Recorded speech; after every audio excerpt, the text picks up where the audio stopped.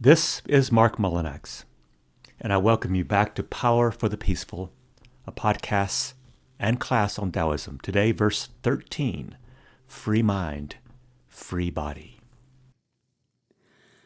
When you listen to the ground and you put your roots down, you can hear what she says if you're listening. When you listen to the ground and you put your roots down, you can hear what she says if you're listening. The sweet sound of the river as she moves over the stones. The same song that the blood in your body sings as it weaves around your bones. When you're listening, are you listening? Traditions are the guideposts, driven deep in our subconscious minds. The most powerful ones are those we can't even describe, aren't even aware of. Ellen Goodman. We create our buildings and then they create us. Winston Churchill. Welcome back. Mickey Moreno is our reader today. He is a Tai Chi and Qigong teacher from Flat Rock, North Carolina. I have one piece of listener advice. There are two words ahead that some podcasters would keep out, but I have left them in. So today in our verse 13, Lao Tzu questions us about our consciousness of our bodies and how, when honor and dishonor, gain and loss happen, these events teach us about how we are to regard our bodies. This verse also raises a Taoist human nature question about what having a body means in the very first place. Let's go first to today's verse in translation. Verse 13, fleeting sensations. Be equally startled by both dishonor and by honor. Each hinges on our sense of self, our body. High status dismays one as much as sorrow, and both are temporary fruits of ignorance. What then is meant by honor and dishonor equally causing one to startle? To gain or hold on to honor and praise is a sordid affair. Even though temporary, gain and loss are unsettling. Either way, you lose your grounding. So stay alert. Why do gain and loss equally afflict us? We have a body and are ever conscious of its fleeting sensations of both great blessing and great suffering within it. You know this. The trusted leader loves her body as she loves her world. Knowing she cares for both, we are assured her judgments are trustworthy and wise. Winning, losing, being noticed or not, high honor, low dishonor, gain and loss are discussed throughout this verse and are all tied into the body. So it's time to have a lesson on Taoism's sense of what the body actually is. Or in other words, what is our human nature? This lesson on Taoism's view of the body is important for another reason. Taoism is the fundamental knowledge base for TCM, traditional Chinese medicine, which diagnoses diseases and maladies as imbalances within the body and treats these illnesses with the rebalancing of hormones within, food take into, and movement of one's body. So TCM teaches that to nourish one's life and self-cultivation is a healthy, even a holy, practice of living in one's body. Certain movements or foods or medicines nourish life and promote longevity, even potential immortality. Now, fresh out of our mother's wombs, our bodies are, for the most part, already aligned, balanced, and healthy. Disease, dishonor, loss, and losing are the result of misalignment. Something is not as it was supposed to be. Misalignments can come from simply forgetting who we are, but also they can come from believing the wrong stories about who we and our bodies actually are. So the body, your body, is very important in Taoism, not just as a small-scale working version of Tao itself, but also as a place for kindness and wisdom to emerge, to influence the larger world towards harmony. But of course, there's this big however. I've spoken often of the disruptive force of ego, that self-centered practice of a tiny, itsy-bitsy story of one's self based upon the consciousness we have of our bodies. Sometimes we're up, and sometimes we're down, and these feelings permeate our bodies. They affect them so much. Ego, let's assure ourselves, is an acquired trait, not a natural one. So when ego starts driving our bodies, we begin this narrative imbalance that places ego demands, an alien sense of self, into a body unprepared for such demands. New but artificial sensations arise, like worrying about status, or being honored, or losing honor, and all other kinds of bodily related states. Such states, whether high or low, are temporary phantoms that visit us and shake us out of balance. When your mind is full of assumptions, conclusions, and beliefs, it has no penetration. It just repeats past impressions. Sadhguru. How did this happen? Here's one response, and I believe it's how ego happens. Does it ring true with you? From the instant you awoke this morning, you awoke inside a self-spun story that you have been inside for perhaps decades. It begins like this every morning as you wake up from sleep. Well, here I am, back again, conscious, awake, I think. Good. And before we clothe ourselves in clothes, we dress ourselves in this story and this narrative that we made up in our minds and in which we inhabit, usually without questioning. The story that we remind ourselves of in the first few moments of wakefulness could go like this. I am a hard worker, a good parent, a decent partner, a productive and not a wasteful person, and someone who always tries their best. Oh, there's this new pain in my knee, maybe from all those stairs yesterday. And just like that, with our thoughts, our worlds get made and remade, and with a narrative that becomes more and more grounded into us the more we repeat it. This world we made up becomes ever harder to disbelieve, ever more resistant to anything but this story. And every day we merge our stories into the already agreed upon stories, wink, wink, of spouse, children, workplace, religious house, nation, and world. Our stories of self help us to fit into these worlds. And we think these stories help us to thrive. Now, we do make our worlds by thinking, and we think it's fine. Natural even. We even bring in Darwin. We do what we do to survive. What's the harm? Everyone's doing it, right? Well, here's the Tao issue, though. The mind is a sense organ, too. And we use our brains in the same way that we use ears or eyes. That is, to sense or to suss out things only within a narrow and ever-repeating range that we have come into our repetitive story-making, something that we feel is normal. We don't think, see, touch, smell, or hear with all our purpose and might, but use our senses only to certify or convince ourselves of that small arc of a huge universe of possibility is the only story there is for us. We take a handful of sand from the endless landscape of awareness around us, and we call that handful of sand the world. Robert Pirsig. All our personal story-making out of our partial sensory processing promises an unfortunate byproduct, ego. Who is being promoted? Just who is trying to persist and persevere? I, in quotation marks, I am.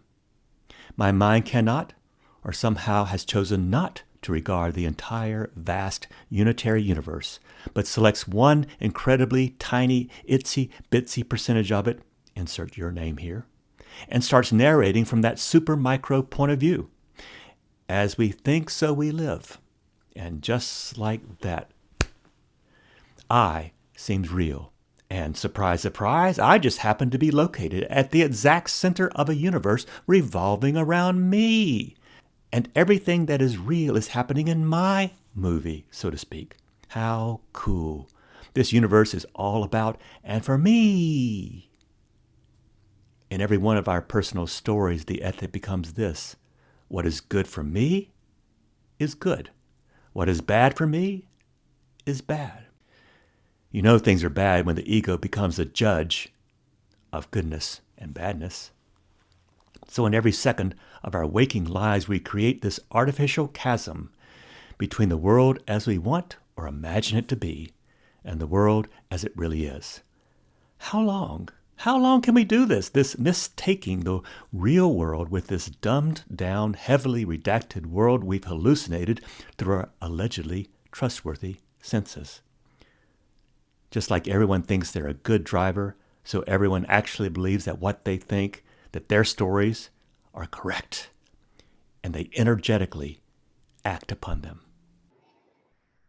We seldom realize, for example, that our most private thoughts and emotions are not actually our own, or we think in terms of languages and images, which we did not invent, but which were given to us by our society. Alan Watts. The result is that we are each in these discrete bodies, or as Alan Watts aptly described it, these bags of skin, a body for which we may have twisted views. In our small stories, the sensations getting to our brains have added steroids of self and ego. Everything is running on ego gas. We eventually grind to a halt, We get stuck because artificialness cannot endure for long. It always ends in some crisis. But, strangely, getting stuck is good news. Stuckness should not be avoided so much because it's the psychic predecessor of all real understanding, a sign that you are near a breakthrough. You keep on doing your little tiny ego story until one day your story falls apart. It just cannot handle these larger truths of the universe as you mistake the handful of sand on your beach for the universe. Now, it'll take a moment of honesty to realize how one story about everything in the universe revolving around me is not true. But the good news is that all lies have expiration dates. When you're listening, are you listening? When you're listening, are you listening? So Tao's truth in this verse 13 is to show us how vulnerable and fragile are our ego-assisted stories about ourself. These stories quickly fail as we keep on repeating their shrill claims. We find no one but ourselves to blame, The mind is not all yours, but you are responsible for it, right? Our small stories quickly show their true colors when we keep on insisting that our bodies, our bags of skin, must prevail when all rational evidence shows first that we are part of much larger stories. The longer we operate outside these larger stories, we become increasingly isolated by the deficits we weave into our reductive, itsy-bitsy stories of self. And as our verse says, we only harvest the fruits of ignorance. We lose our grounding. We suffer inasmuch as we give credence, authority, confidence, and permanence to fleeting sensations and thoughts. Are we ready to exchange stories with a short shelf life for stories that last and stories that include? We do have a body, or rather, we are bodies. Bodies that we are responsible for and should love. Love them as the sensible wisdom reservoirs that they are. Honor your body like you honor anyone who gives you life. Free up your body to do what it loves and knows already. In this loving freedom, there's less room for ego self-stories. For when you're freed up, you use the body to be in service to others. This is the prescription of every spirituality on earth worthy of the name Dying to self, even to the point of the body's actual dying, is the small sacrifice we make to remain involved as a free agent in the world. When you're listening, when you're listening, are you listening? When you're listening, when you're listening, are you listening? Earlier in my life, I grew up in a spiritual tradition that not just neglected but hated the body. The body was both the genesis and the epicenter of every evil. To my adolescent body, that evil was labeled sexual, and I became at one point an active hater of all things sexual. I hardly recognized, though, how I was just pushing all those feelings aside, sweeping them under the rug until a future day of reckoning. And while I'm not totally freed up from this neurosis, I do know better, and I do know this. True spirituality, or a true path of the soul, is inclusive and never neglectful of the body. Any body, all bodies. In my career of teaching the academic study of religion, folks used to ask me about some new religion or spiritual sensation they had heard about, and they wanted my opinion. My response was always this question: what does this spirituality say about your body? Is it a bad or a good? And what about women's bodies, gay bodies, trans bodies, dark-skinned bodies, old bodies? Does this spirituality you've heard about honor and include all these storied bodies? Is the body a battle zone for competing spirits and stories, or the most basic trusted element of everyone's existence? If the body is taught as bad, I said, don't waste your time. For if, or when, a spiritual teaching about one's body becomes a story of how it is a war zone, or a walking toxic dump, something to evade, neglect, and dismiss in favor of one's spiritual trip to a bodiless afterlife, then the body will ever remain an untrustworthy thing. Make no mistake, this verse ends with a sublime and necessary trust in the body. That is, someone not trusting of their body might not be trustworthy in any other endeavor. So in Taoism, we are to love our bodies, and when we trust our bodies, we treat them well. We don't feed them BS. While our verse today begins with a mistrust of the bodily senses that are driven by ego, ultimately this verse breaks into a beautiful poem of a fundamental trust in the body itself, concluding, "The trusted leader loves her body as she loves her world. Knowing she cares for both, we are assured her judgments are trustworthy and wise." Or as Stephen Mitchell interpreted the same line, "See the world as yourself.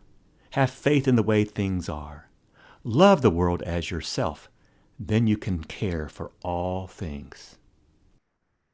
The essence of the independent mind lies not in what it thinks, but how it thinks.